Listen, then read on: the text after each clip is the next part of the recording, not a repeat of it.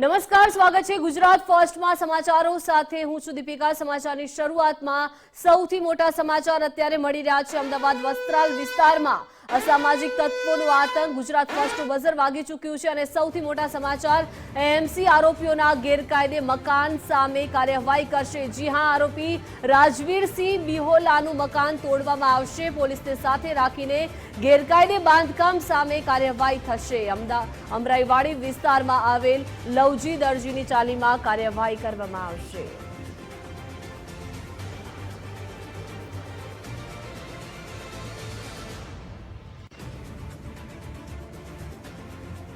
વધુ વિગત સાથે સંવાદદાતા અર્પિત લાઈવ જોડાઈ ગયા છે। અર્પિત, અમદાવાદ વસ્ત્રાલ વિસ્તારમાં અસામાજિક તત્વોનો આતંક અને તેમની વચ્ચે હવે એએમસી આરોપીઓના ગેરકાયદે મકાન સામે કાર્યવાહી કરવા જઈ રહ્યું છે।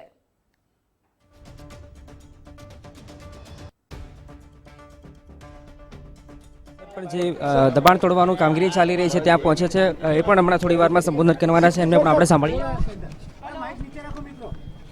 બધા આવી ગયા ને, બધા કોઈ બાકી દીપિકા બૂમ ચાલુ છે સર। આજે ડિમોલેશન દીપિકા બૂમ ચાલુ છે। હમણાં જે 2 દિવસ પહેલાં આ રામોલ વિસ્તારના જે વસ્ત્રાલ એરિયા છે એમાં એક પંકજ ભાવસાર અને એના માણસોએ અમુક ત્યાં જાહેર રોડ ઉપર તોડફોડ કરી છે। આજે પંકજ ભાવસાર છે હમણાં જ પાસામાં એ પાસામાં જઈ આવ્યો છે અને સામેવાળા જે સંગ્રામ છે એ પણ પાસામાં જઈ આવ્યા છે। એ લોકો વિરુદ્ધ ગુનાઓ છે। એ લોકોએ જાહેરમાં જે બળા એ ભય ફેલાવવાની કોશિશ કરી છે એની અમે બહુ ગંભીર નોંધ લીધી છે અને પોલીસ ખૂબ જ કડક કાર્યવાહી એમાં કરી રહી છે। અત્યાર સુધી 14 આરોપીઓ આપણે પકડી લીધા છે। એમાં એક જુવેનાઇલ છે અને 13 બીજા આરોપીઓ છે। 13 જે આરોપીઓ છે અત્યારે 4 દિવસની રિમાન્ડ ઉપર છે અને એ લોકોએ જે ગેરકાયદેસર જે અહીંયા જે બાંધકામ કર્યા છે એ કોર્પોરેશન એને ડિમોલિશ પણ કરી રહી છે અને આપણે પોલીસ બંદોબસ્ત આ અંગે આપેલા છે। અને હું કહેવા માગું છું કે જે આ રીતેના જે શરારતી તત્વો જે કંઈ આ રીતે કૃત્ય કરશે, જો જાહેર રોડ ઉપર અને આ રીતેના જે ભય ફેલાવશે, પોલીસ એને બહુ કડક રીતે એ લોકો વિરુદ્ધ કાર્યવાહી કરશે। Thank you. નહીં, એ કુલ 14 પૈકી 7 જે આરોપીઓ છે એના પ્રોપર્ટી કોર્પોરેશન તરફથી આઈડેન્ટિફાઈ થઈ છે જે બાંધકામ ગેરકાયદેસર છે। એ લોકો વિરુદ્ધ 7 જે છે એ લોકો વિરુદ્ધ કોર્પોરેશન તરફથી કાર્યવાહી આ તોડની એના જે ગેરકાયદેસર બાંધકામ છે કરવામાં આવી રહી છે। ફેમિલીનું સર એવું કહેવું છે કે એમનો દીકરો તો શોપ પર હતો છતાં પોલીસે પકડ્યો નહીં, એ તો એ જે છે બધા જે આપણે આરોપીઓ પકડ્યા છે એ બધા ટીસીટીવી અને પુરાવા આધારે પકડ્યા છે અને ભવિષ્યમાં પણ કોઈ એવા કૃત્ય કરશે તો પોલીસ ખૂબ જ કડક કાર્યવાહી કરશે। Thank you. તો આ તો અમદાવાદના પોલીસ કમિશનર એવો કંઈ જણાવી રહ્યા છે કે 7 લોકોના અમદાવાદ મ્યુનિસિપલ કોર્પોરેશન દ્વારા ઘર सर, किस प्रकार की कार्रवाई हो रही है? अभी रामोल के वस्त्राल एरिया में अभी 2 दिन पहले एक ग्रुप है पंकज भावसार, उसके और कुछ आदमियों ने जाहिर जो पब्लिक रोड पे कुछ तोड़फोड़ करने की कोशिश की, कुछ तोड़फोड़ की भी। उसका झगड़ा एक संग्राम करके है वो भी पासा में जाके आया है। उसके खिलाफ भी काफ़ी FIRs और ऑफेंस रजिस्टर्ड हैं, मर्डर के केस भी हैं। तो दोनों ही सामने वो क्रिमिनल रिकॉर्ड है उनका। तो एक लारी जो पानी पूरी की जो लारी है एक ग्रुप लगी होगी, उसने पास में दूसरा वो लगाना चाहता था तो उसकी उन्होंने झगड़ा हुआ, उसमें हुआ। जब ये पंकज भावसार उसके कुछ लोग जब आए मारने के लिए तो वो वहाँ पे नहीं मिला, उसकी वजह से उन्होंने फिर ऐसे ही रोड पे काफ़ी तोड़फोड़ की। पुलिस ने उसको बहुत ही गंभीरता से लिया है। हमने अभी तक उसमें 14 आरोपी पकड़ लिए हैं जिसमें एक जुवेनाइल है और 13 अन्य एडल्ट आरोपी हैं। वो अभी 4 दिन की रिमांड पर हैं। उनकी प्रॉपर्टी भी कॉरपोरेशन की तरफ से आइडेंटिफाई हुई है तो उसमें पता लगा है कि 7 आरोपियों की जो प्रॉपर्टी है वो कुछ उन्होंने पार्ट इलीगल बनाया हुआ है और अभी कॉरपोरेशन उस इलीगल प्रॉपर्टी को तोड़ने की कार्रवाई कर रही है और हमने पुलिस की तरफ से बंदोबस्त दिया है और फिलहाल यहाँ पे लॉ एंड ऑर्डर बिल्कुल कंट्रोल में है।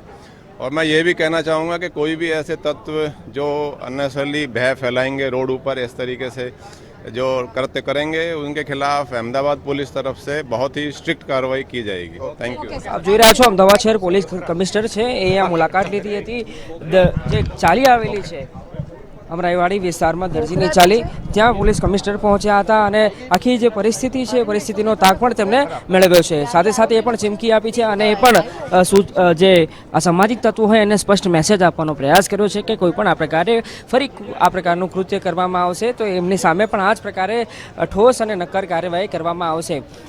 એટલે ગઈકાલે ધૂળેટી હતી. હોળીના દિવસે હોળી પ્રગટાવવામાં આવી હતી. વસ્ત્રાલ વિસ્તારમાં શાશ્વત મહાદેવ 2 સોસાયટીના ગેટ આગળ બરાબર અસામાજિક તત્વો બેફામ બન્યા હતા અને 10 થી 15 લોકોનું ટોળું હતું. એ 15નું ટોળું સ્થાનિક લોકોમાં ભય અને ડર ફેલાય એ પ્રકારનો માહોલ ઊભો કર્યો હતો અને જે વાહનો પડ્યા હતા વાહનોમાં તોડફોડ કરી હતી, જેના કારણે અફરાતફરીનો માહોલ પણ સર્જાયો હતો. જો કે ગણતરીના કલાકોમાં પોલીસે આરોપીની ધરપકડ કરી લીધી હતી. હાલ જે લેટેસ્ટ અપડેટ મળ્યું છે અમદાવાદ શહેર પોલીસ કમિશનર દ્વારા કહેવામાં આવ્યું છે કે 14 લોકોની અત્યાર સુધી ધરપકડ કરવામાં આવી છે, જે પૈકી 7 લોકો એવા છે કે જેમને પોતાના નિવાસ સ્થાને ગેરકાયદેસર બાંધકામ ઊભું કર્યું છે. એ આઈડેન્ટિફાઈ કરવામાં આવ્યું છે કોર્પોરેશન દ્વારા અને કોર્પોરેશન એ ડિમોલેશન કરવાનું છે, જેમાં પોલીસનો સહારો લીધો છે કાયદો અને વ્યવસ્થાની પરિસ્થિતિ જળવાઈ રહે એ માટે. જે આ મકાન આવેલું છે એ બિહોલા કરીને આરોપી છે. એ બિહોલાના મકાનમાં અંદર ડિમોલેશન કરવામાં આવી રહ્યું છે. પરિવારજનો આક્ષેપ લગાવી રહ્યા છે કે જ્યારે આ ઘટના બની હતી ત્યારે આ બિહોલા છે એ બિહોલા હાજર ન હતો. રાજવીરસિંહ બિહોલા કે જેનું મકાન છે એ ડિમોલિશ કરવાની કામગીરી કરવામાં આવી રહી છે, એ હાજર ન હોવાનો દાવો પરિવારજનો કરી રહ્યા છે. પણ પોલીસ એવો દાવો કરે છે કે જ્યારે ઘટના બની હતી ત્યારે આ રાજદીપસિંહ બિહોલા હાજર હતો, જેના કારણે જ એની સામે ફરિયાદ દાખલ કરવામાં આવી, એની ધરપકડ કરવામાં આવી છે અને 7 આરોપી એવા છે કે જેમને ગેરકાયદેસર રીતે બાંધકામ ઊભું કર્યું હતું. એ 7 આરોપી પૈકી રાજવીર બિહોલાનો પણ સમાવેશ થાય છે અને એના ઘરે એટલે કે આ જે મકાન જોઈ રહ્યા છો કે જે કાચું મકાન છે ત્યાં એને ગેરકાયદેસર અંદર બાંધકામ ઊભું કર્યું હતું. એ બાંધકામ દૂર કરવાની કામગીરી હાલ ચાલી રહી છે. આ જ પ્રકારે ઘનશ્યામનગર, કગુભાઈની ચાલી, લવજી, દરજીની ચાલી અને સત્યનારાયણ નગર આ તમામ એવા સ્થાનો છે કે કુલ 7 લોકો 7 આરોપી છે જેમને ગેરકાયદેસર રીતે બાંધકામ અથવા તો અંડર કન્સ્ટ્રક્શન ઊભું કર્યું હતું. એ તમામની સામે આ જ પ્રકારે કાર્યવાહી કરવાની તૈયારી પણ કોર્પોરેશને બતાવી છે અને કોર્પોરેશનની કામગીરીના કારણે પોલીસ બંદોબસ્ત પણ માંગવામાં આવ્યો છે. પોલીસની વાત કરીએ તો એસીપી સહિત સ્થાનિક પોલીસ અને આસપાસના પોલીસ સ્ટેશનના પીઆઈની પણ મદદ લેવામાં આવી છે અને અંદાજે 100થી વધારે જેટલા પોલીસકર્મી અહીંયા કાયદો અને વ્યવસ્થાની પરિસ્થિતિ જળવાઈ રહે એ માટે અહીંયા ઉપસ્થિત રાખવામાં આવ્યા છે. બની શકે છે કે હાલ જે કાર્યવાહી ચાલુ થઈ છે ડિમોલેશનની એ લગભગ 1.5 થી 2 કલાક જેટલો સમય લાગી શકે છે, કેમ કે આસપાસ જ આ આરોપીઓના મકાન આવેલા છે. નાના મોટા જે ગેરકાયદેસર રીતે બાંધકામ ઊભું કરવામાં આવ્યું છે એમની સામે એ દબાણ કન્સ્ટ્રક્શન તોડીને એક ઉદાહરણ સ્વરૂપ દાખલો બેસાડવાનો પ્રયાસ કોર્પોરેશન અને પોલીસ દ્વારા હાલ કરવામાં આવી રહ્યો છે. જી આભાર અર્પિત વિગત સાથે જોડાય તે બદલ. એટલે કે વસ્ત્રાલ વિસ્તારમાં આતંક મચાવનારાઓને હવે કાયદાનું ભાન કરાવવામાં આવી રહ્યું છે. વસ્ત્રાલમાં આતંક મચાવનારાના ઘર પર મનપાનું બુલડોઝર ફરશે.